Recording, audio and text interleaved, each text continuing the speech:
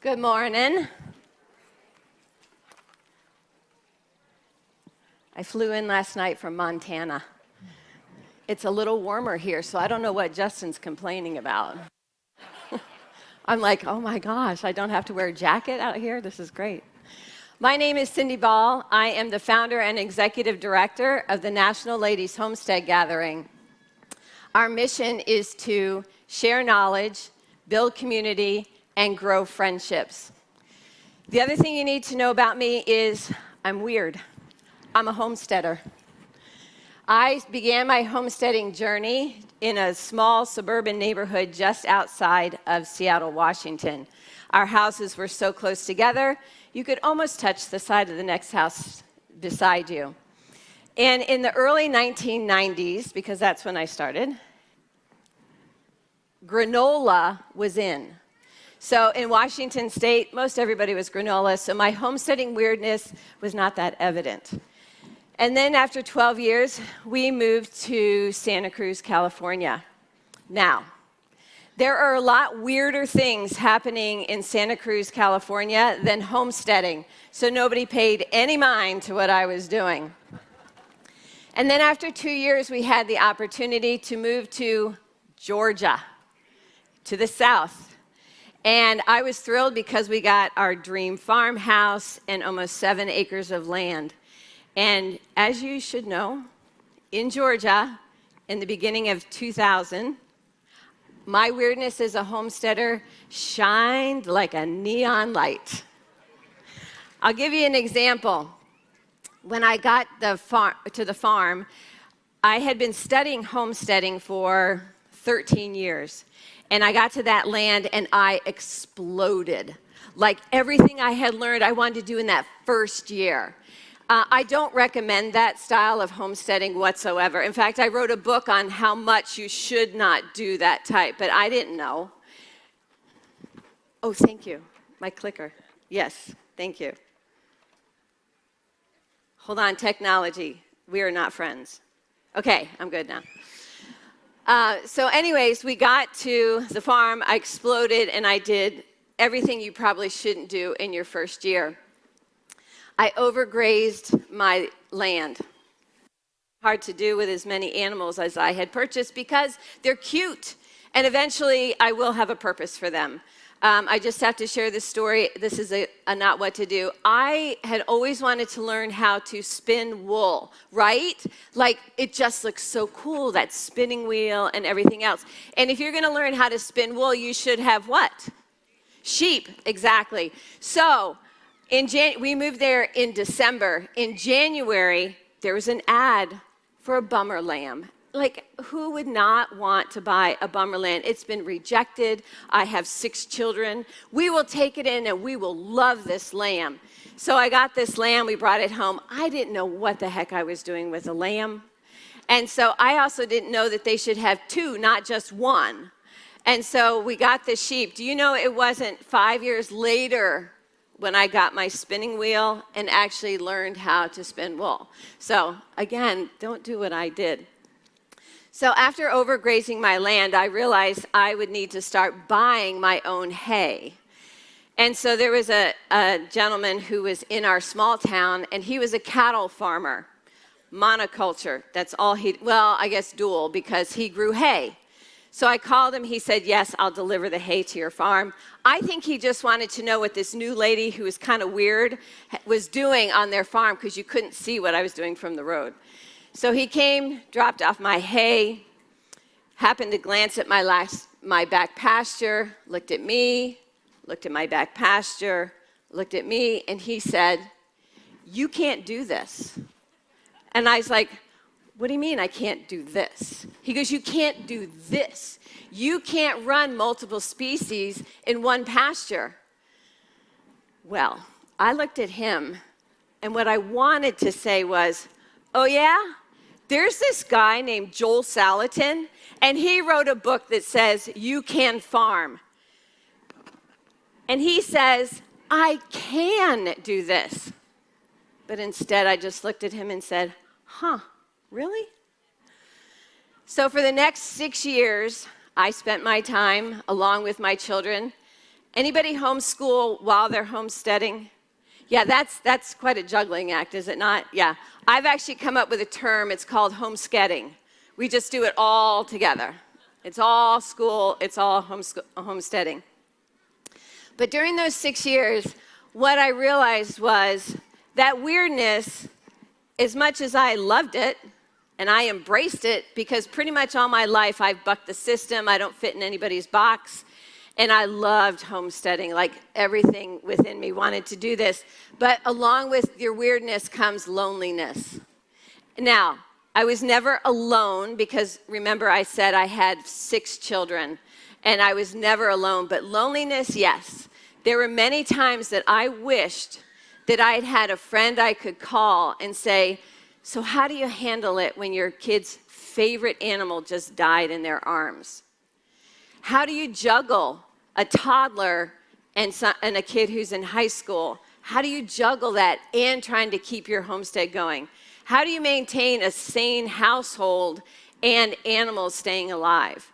I didn't have any of that. I knew not another woman who was doing what I was doing. I had friends who thought they wanted to do that, right? Anybody have that? Where they're like, oh, I would love to live your life. Really? Well, come on over. We'll have a play day at my homestead. And then they come over, and after the first 2 hours, oh, gee, I think I need to go home. We actually had, vacations are hard when you have a homestead. And we had some friends that they were like, oh, we want to get into this homesteading stuff. And I go, great. I have an opportunity for you, and it's free. I'll help you if you know if you really want to do this. So we were gone for 3 days. They brought their whole family. They moved in. We showed them all the chores that had to be done. And we got home. We were greatly refreshed. My kids had had a great time. We had family time. It was wonderful. And we walked in the door, and they were like, okay, it's time for us to go. And I said, well, how'd it go? And they go, yeah, okay, so we enjoyed the time that we had with you here on your farm, but we have decided this is not for us. This is not what we want. This is a lot of work. Yes. And then because we don't have a TV, we didn't have a TV, they were like, and what do you do at night? And I said, we go to sleep. Because like Justin said, I'm up. There are things to be done in the morning, so we're going to bed. We don't have time to waste watching TV. So anyways, that was our time, those 6 years, and me realizing there had to be more to this homesteading than trying to do it all by myself. And the loneliness was the thing. I just had to figure out, like, where was I going to find these women? Now, those of us who are parents, you know how you're training your children and you hope that they're going to take some nuggets of fabulous truth to take on to share with your grandkids, right? So this on here, if you can read it, it says, be weird, normal is lame. Okay, that's what my kids have gotten from me. It's like, it's okay to be weird. And so this is actually on my daughter's mirror in her bathroom. And part of it is they're saving because we are looking to do a 3-generational homestead in a couple years. So yes, I'm so excited that this is where she is, because they're being weird by saving money and not doing all the things that kids her age are doing right now. So after this whole loneliness thing and realizing that, it was, what are the stepping stones to finding community? I'd been in community before in a church, but those women that I was friends with there did not share my desire to have a homestead, my desire to grow my own food, to raise my children to be outside, to work with their hands, and that learning didn't stop in a classroom, but that learning was always, every day. And so I began my schooling in the study of community. Now, this has been a 12-year course. Either I'm a really slow learner, or the Lord really, really, really wants me to understand the value of community. So what I'm going to share with you today are the benefits of authentic community and how to get there. The first step that I found was conversation, building relationships. So when I was at the farm in Georgia, I realized that there were women who were coming to my farm. I started doing homestead tours and homestead classes, partly because it was during 2008, and my husband came to me and he said, your hobby's kind of expensive, so can you figure out a way to actually have it make money? And I was like, okay, so that entrepreneurial side came out big time. So I started, when I was having my homestead tour, I had women who were asking me, how do I do this? How do I get this kind of a life? How do I raise chickens? How do I make bread? How do I make soap? How do I make goat cheese? And I thought, whoa, here's an opportunity here.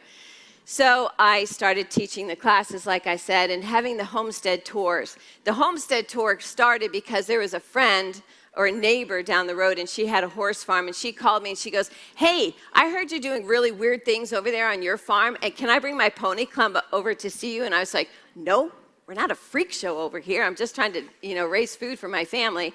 She called me twice. On the third time, I relented because I am a teacher by degree and passion. And I was like, all right, bring the kids over.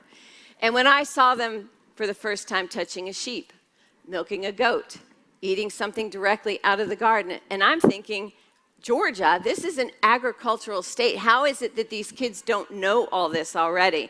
It had skipped a couple of generations. And so I started doing these classes, and the women that were coming in were so hungry to know everything, and I thought, this is it. It's about the knowledge. It's all about the knowledge. I can provide knowledge. Actually, it wasn't so much knowledge. It was, I can tell you what mistakes not to make. So if you come in, I'll share that with you. So in 2011, I put out a Facebook message, and also remember, during this time, there was no Google. You couldn't pull out a phone and go, how to treat mastitis. There was nothing like that, so I was having to take time to, read in the books, and a lot of trial and error.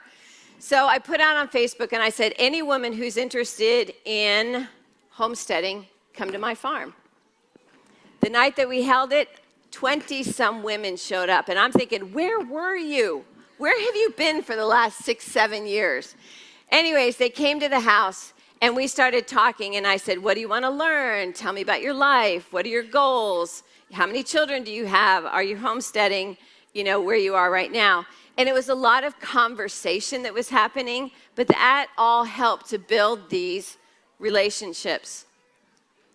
We met month after month for a couple hours, and it became 20, 24, 26, 30.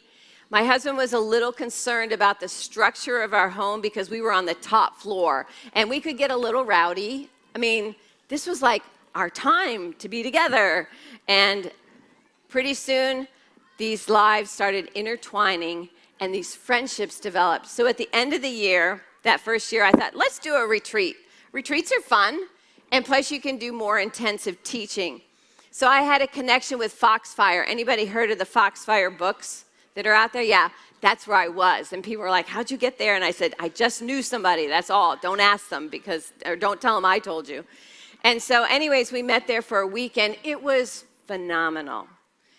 I taught chicken butchering, which some women were thrilled about. Others were like, this is the most disgusting thing ever. We taught them how to use a chainsaw because they were like, the only time I can cut this wood is if my husband's home. And so we taught them how to use the chainsaw. One lady was so thrilled with her accomplishment because not only did they learn how to use a chainsaw, they also learned how to split wood. She was so excited about her piece of wood, she actually took it to bed with her. This is my accomplishment for the day, and I'm very proud. It was a very funny story. But what happened over this weekend is these women started chatting and sharing lives and talking about other stuff outside of how do I grow a tomato. There was laughter, lots and lots of laughter. There were tears as they shared some things that were hard in their life. And what I realized was there was more than just conversation that was happening. At the end of this time, I was sitting on this old oak cabin looking out over the Smoky Mountains. It was fall. It was beautiful. A friend came and sat down next to me, and she said, is this retreat everything you hoped it would be? And I said, you know what? It is so much more than that. It is so much more because I'm watching lives connect. and these friendships developing. There were conversations of, I'm going to be canning next week and you want to learn, come to my house. I have this project that I'm wanting to do and you want to learn how to do it, come to my house. So there was all of this that was happening, and it was just beautiful. And what I realized was there was connection. It wasn't just conversation. It's not about just sharing the knowledge, but it was about the intertwining of lives and helping one another.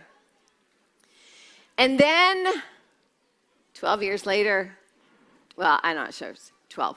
In 2018, the Lord said, I would like to teach you something deeper than just conversation and connection with your friends. Because what happened with the connection was friends told friends told friends. I was getting phone calls and emails saying, hey, I heard about your group. Is there one in my area, or could you start one right here? And I'm like, oh my golly, I am homeschooling 6 kids. I'm trying to run a farm business, and I'm homesteading, just for our family, and trying to run a household. I don't have time for this. And the Lord kept going, listen to me. And I was like, okay. So then in 2013, we actually became established as a nonprofit, and we have chapters all over the country right now.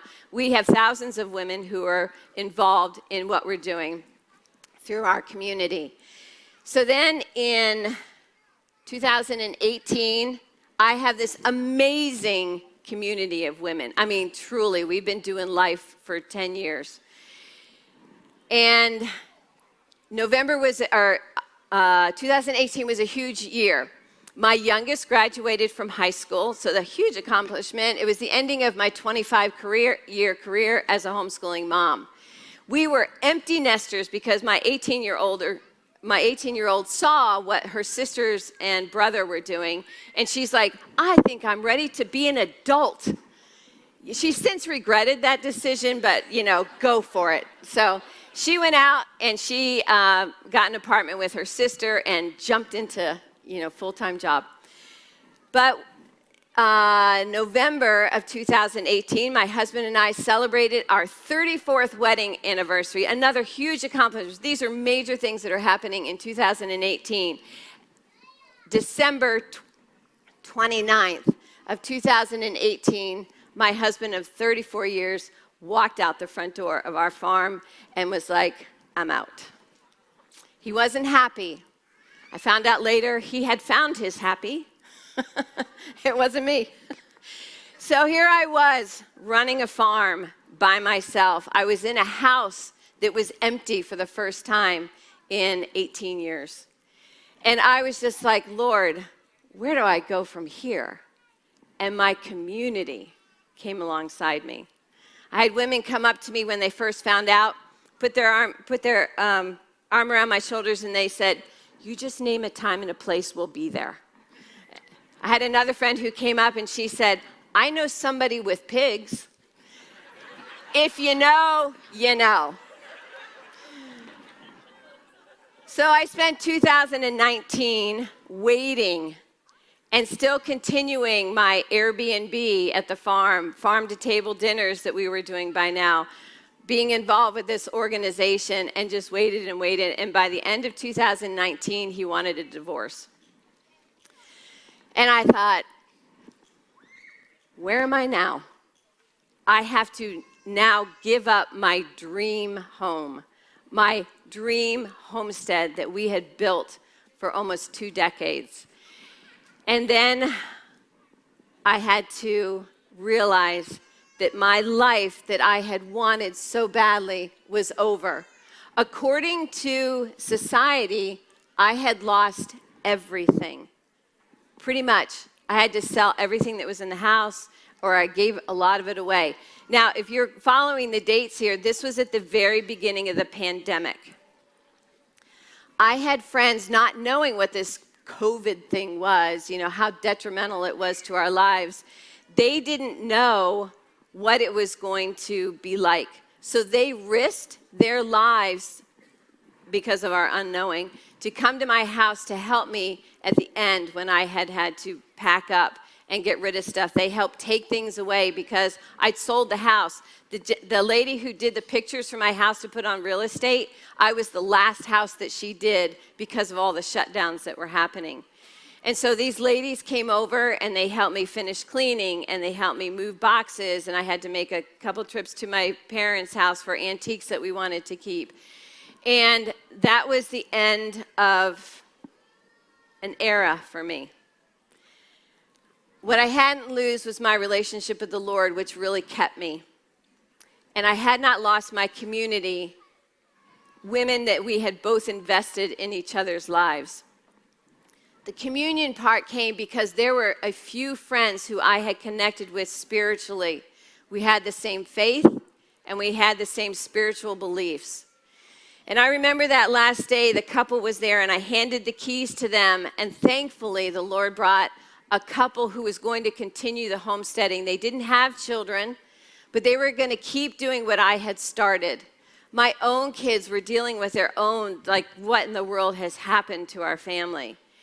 And so everybody was kind of scattered at that point. And I remember driving out the driveway. I had my dog. I did have a job in Montana. If you've been homeschooling for all the years that I had in homesteading, my business was the homestead. When my husband left, I couldn't get an apartment because I didn't have any employee for 30 years. And I had I didn't want to work like in a, actually, I didn't know what I wanted to do. I just knew I needed a job. And so my daughter had been working at a ranch in Montana, and I had gone out to visit her in the previous November, and I'd met the management and all that kind of stuff. And so when I called and I said, I need a job, they were like, come ahead. We'll get you a job. You can bring your dog. And oh, by the way, you're going to be the RA over a bunkhouse of 20-some-year-olds. And so I went to a bedroom that was 140 square feet. So I went from a 3,200 square foot farmhouse to a bedroom with a bunch of 20-year-olds and a communal kitchen. And it was very humbling, but I am grateful for the time that I had there. The kids were wonderful. And it wasn't long, and I moved up to managing the front desk. And I got a 200 square foot log cabin that's almost 100 years old, and I love it. I embrace tiny living now. I will never go back to a huge home again, because do you know how much junk you can acquire in a huge home? Yeah, I did that. And so anyways, but when I left my driveway, I was broken, devastated, exhausted, just emotionally spent, and I had nothing more within. The brokenness, I think, was the hardest for me. And I drove to Virginia. I had a very close friend of mine, and she said, please come and stay with me. And I go, what about the COVID? And she goes, I don't care about the COVID. I care about you. Come here and stay with me. I remember driving into her driveway, and I left my dog in the car, and I walked up the steps to her beautiful Victorian home. And she saw me coming, opened the door, grabbed me up, and said, I want you to be here. I want to take care of you. I want you to rest. I want you to have what you need so you can continue on. That, my friend, is a friendship that goes beyond just the normal. She just did everything the couple of days that I was here. We laughed together. We cried together. Her kids were there. I mean, the whole family, took me in and embraced me. And while I was standing there in her foyer, while she was hugging me, and all I could think of was the Lord had his arms around both of us saying, this is what I wanted to teach you about community. This is how important it is to be in community, to invest in other people, to be with like-minded people, with people who understand you beyond just a friendship, but they understand your soul and what you need. It was beautiful. So those are the three things: conversation, then the connection with like-minded people. But if you have the privilege and the blessing, communion with people who get you spiritually. So then we had all this time. And I left there, went to Montana. It has been the most amazing place to heal. Every time I look outside my cabin window, I'm right in the middle of the Rockies. And it's like, there the Lord is. I will shelter you. I will keep you. I will protect you. I see that every day. Just to continue the story on that, and then we'll get on to the other. This is my 4th summer there. I have loved my job there. The Lord has taught me so much. And it's my last one. This healing time is over, and now it's time to move forward. Like I said earlier, 2 of my girls and their families and I are now looking for land because we're going to start a multi-generational homestead. So the dream is not lost. It carries on, and now I get to include my children and my grandchildren. By the end of this year, I will have 9 grandchildren, and I am truly blessed. Yes. I know, right? That's a celebration. Okay, so how do I experience the benefits of authentic community? A lot of times I'll have women say, well, I don't know about this starting a chapter and doing all that. What do I get out of it? Well, there's the first problem. What are you going to give in order to receive? And so there's 3 things that I have come down to over the years of working with community. The first one is to acknowledge your need for community. I realized in my loneliness, I needed other people.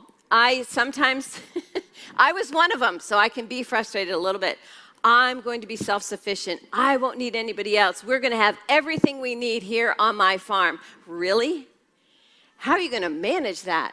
I mean, I thought it was, when I first started homesteading, it was like, yeah, I'm going to do this and this and this. And then I realized I'm exhausted.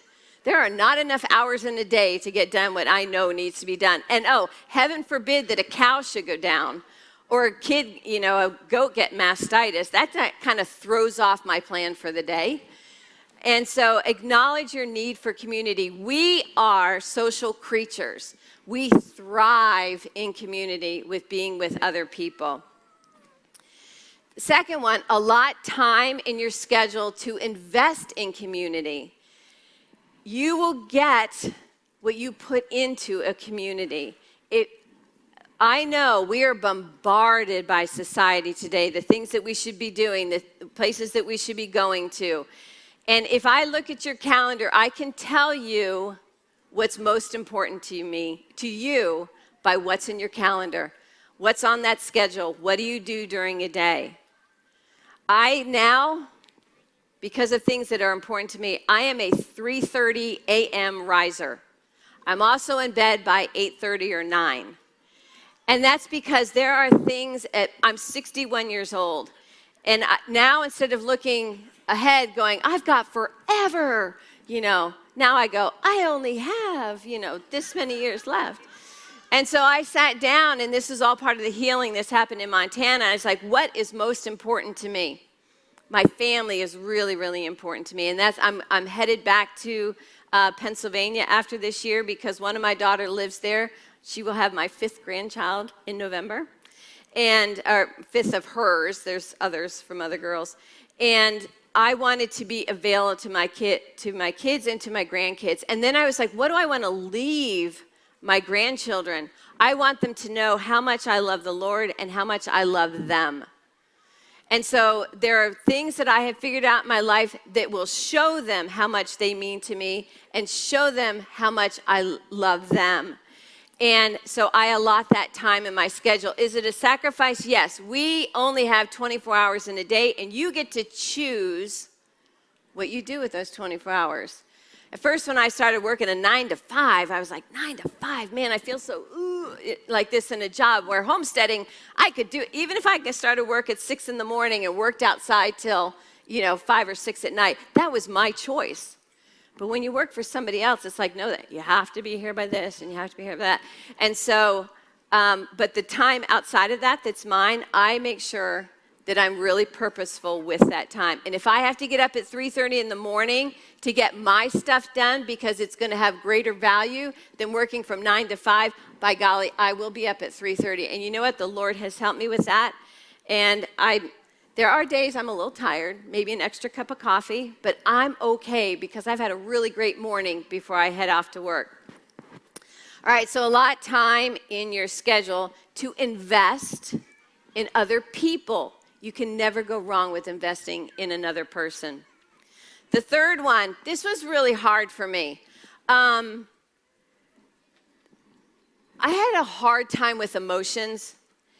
I wasn't very emotional, I didn't cry very much until 2018. I cried every day.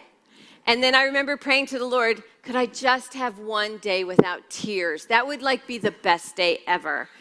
And so I learned to be vulnerable. As much as you get out of your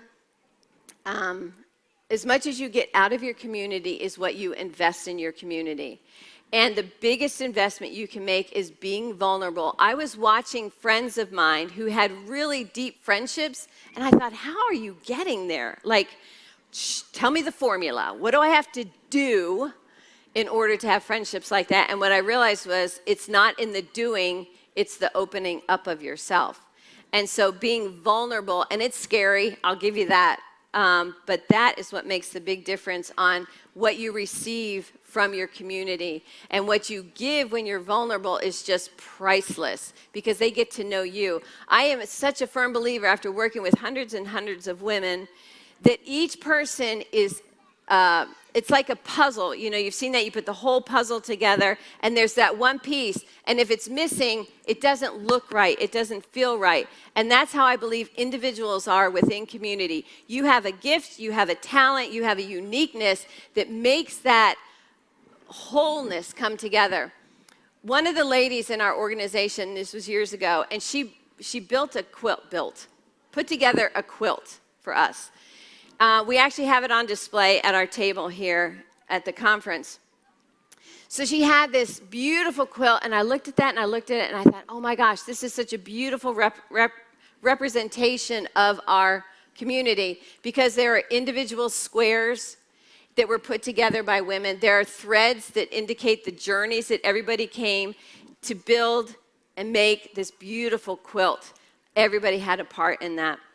And so allowing yourself to be vulnerable within that, bringing your uniqueness is amazing. Then what are the benefits of authentic community? You know, everybody's looking, is this authentic? Is this authentic? How do I be authentic? It's not about what you're getting. Again, it's about what you're giving. Share your knowledge. Share your knowledge with other people who are in there. It's amazing. What is that? All boats rise on a tide. You know what it is, right? I know I'm messing it up, but when the tide comes in, it doesn't matter which boat you are, everybody rises. When you share knowledge within a community, and when you share yourself and you share your resources, everybody benefits. Everybody wins.